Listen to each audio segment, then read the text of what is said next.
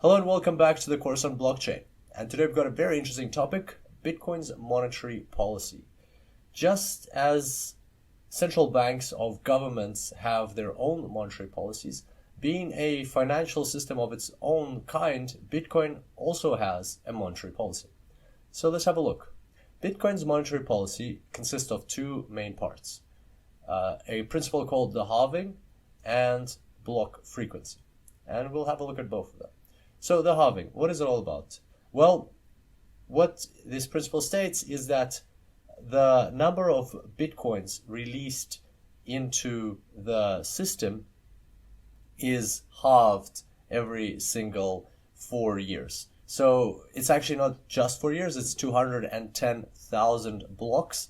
So you can see here that every 210,000 blocks, the number of bitcoins per block is reduced by 2. So by like twice, by 2x. So at the start it was 50 bitcoins per block.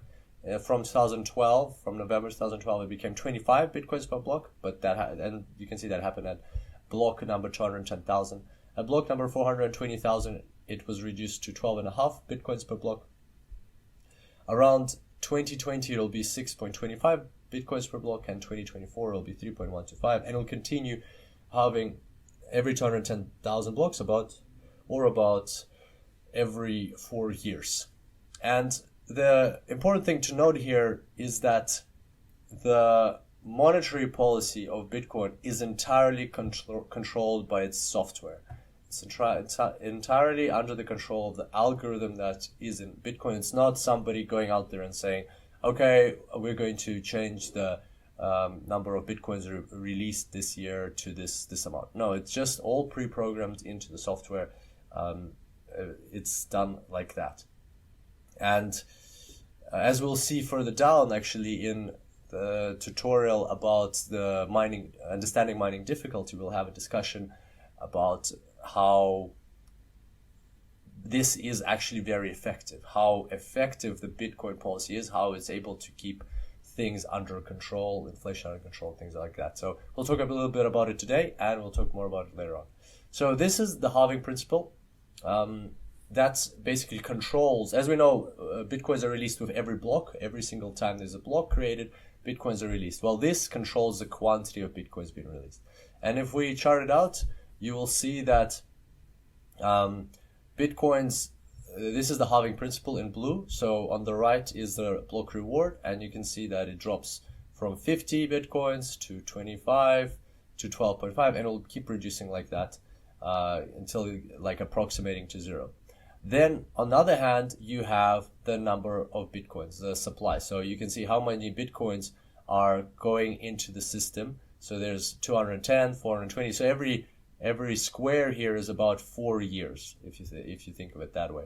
You can see that the number of bitcoins is increasing, and because of the halving principle, so if you take 50 plus 25 plus 12.5 plus and so on, and of course you multiply it by the number of blocks inside this period of 4 years. But in general, you see, because it's halving, it approximates. So it's basically an exponential chart as well, and it has an asymptotic value. So it will not just keep increasing forever. It will converge to a certain amount, and in fact, simply because there is a limitation in the accuracy of how much you can divide a single Bitcoin by, because of that limitation, the final bitcoins that will be released as a block reward ever will happen in 2140 at 21 million. So theoretically it could keep halving until infinity, but because there is a certain number of decimal points after the comma or after the decimal that a Bitcoin can handle, the final block will be the final block reward, the final bitcoins released for in the system in this manner will be in 2140, and the total number of bitcoins in circulation ever will be 21 million bitcoins. And and so there's actually an interesting chart. Let me have a look what we want to talk about next. Oh, actually, first I wanted to mention this. This is a different chart. So here you can see the same yellow line is also how many, the red line is the block reward. As you can see, it's been halved every 4 years, it's going down. But this yellow chart now doesn't represent the total number of Bitcoins in circulation. It is the transaction fees, because from here you might ask the question, well, if miners are getting less and less and less reward with time, after some time, once it gets like below 1 Bitcoin per mined block, what's the point of mining? Won't the whole system collapse?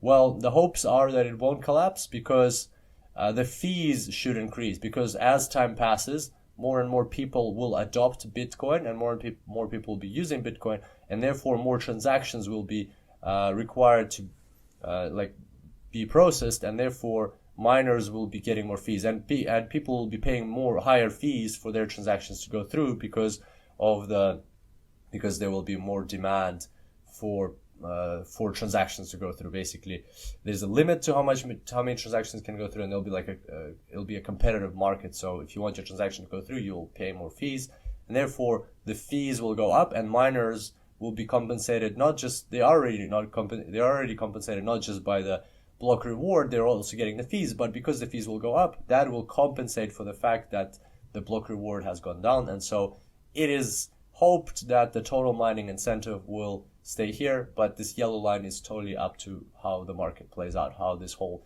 system plays out, and the adoption rate of Bitcoin. And the other thing I wanted to show you is this chart over here, where we've got Bitcoin monetary inflation. So once again, this blue line, this time it's once again the total number of Bitcoins in circulation. So it's not the fees, it's the Bitcoins in circulation. We're back to that.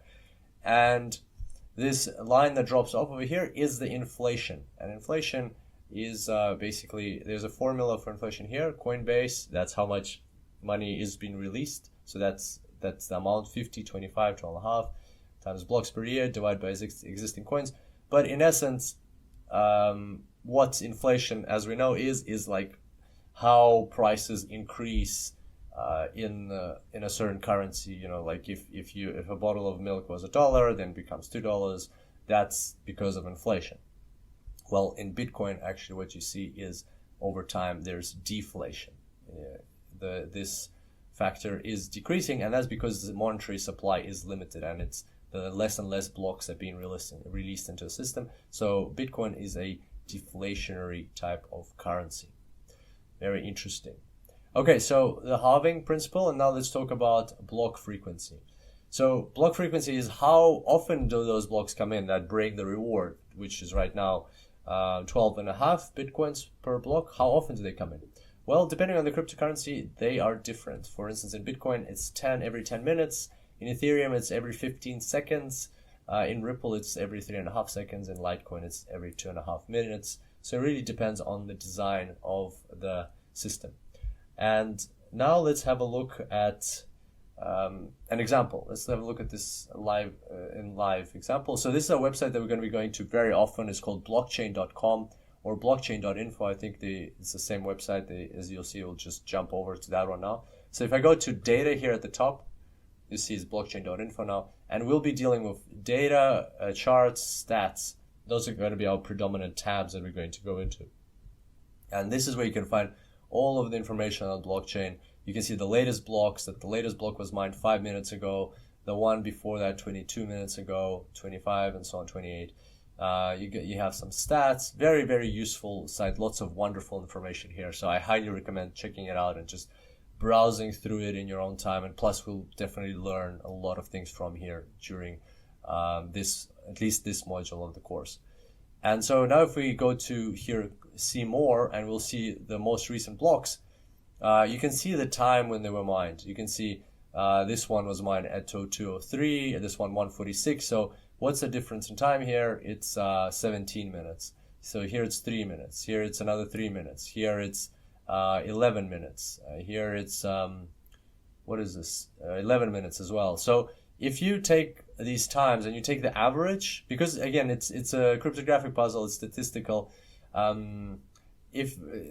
Basically it can vary, it can fluctuate up and down, but if you take the average, it should work out to be 10 minutes. And we'll see exactly how this is controlled in the system further down in this module of the course, so you'll understand, we'll discover together why it's actually 10 minutes, how that is maintained. And so, yeah, you can click on any block and you can explore it if you like. And that brings us to the end of this today's tutorial. I wanted to suggest an interesting article if you'd like to do some additional reading.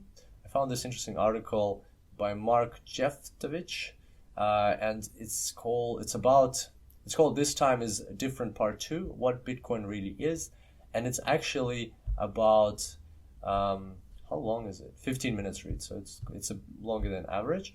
But it's about what we talked about: inflation, deflation, monetary policy, and like for example here we've got what is this? Monetary base in billions of dollars. How many billions of dollars there are there in circulation, as far as I understand. But you can see, like here, he's advocating that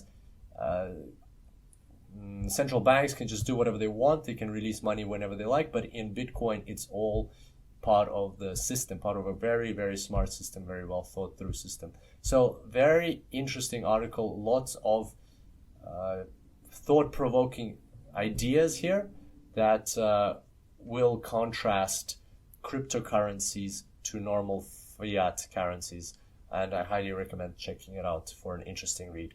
And on that note, hope you enjoyed today's tutorial. I look forward to seeing you next time, and until then, enjoy blockchains.